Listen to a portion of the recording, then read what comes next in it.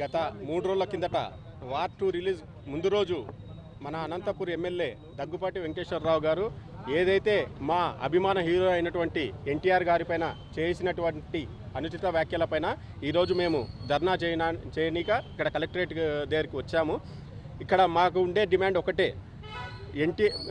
ఎవరైతే ఎన్టీఆర్ గారిపైన విమర్శలు చేసినారో ఎమ్మెల్యే గారిని టీడీపీ పార్టీ వెంటనే సస్పెండ్ చేయాలి.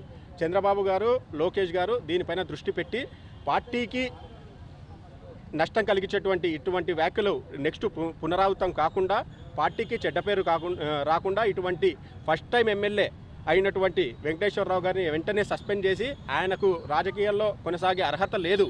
ఎందుకంటే ఇటువంటి వాళ్ళు నెక్స్ట్ భవిష్యత్తులో రాజకీయాల్లోకి వచ్చే వాళ్ళు ఇలాంటి వాళ్ళని చూసి ఏం నేర్చుకోవాలి. కాబట్టి దీనిపైన వెంటనే సీఎం గారు మరియు లోకేష్ గారు స్పందించి వారిని సస్పెండ్ చేయాలని నేను కోరుతున్నాను. పార్టీ ఎన్టీఆర్ అభిమానులు వేరు కాదు. పార్టీ ఎప్పుడైనా ఎన్టీఆర్ అభిమానులు ఎప్పుడైనా పార్టీతోనే ఉంటారు. వీళ్ళను వేరు చేసి ఇది ఏదో అంతర్గత కుట్రగా మేము భావిస్తున్నాము. కాబట్టి వెంటనే వెంకటేశ్వరరావు గారి పైన చర్యలు తీసుకోవాల్సిందిగా మేము సీఎం గారిని రిక్వెస్ట్ చేస్తున్నాం.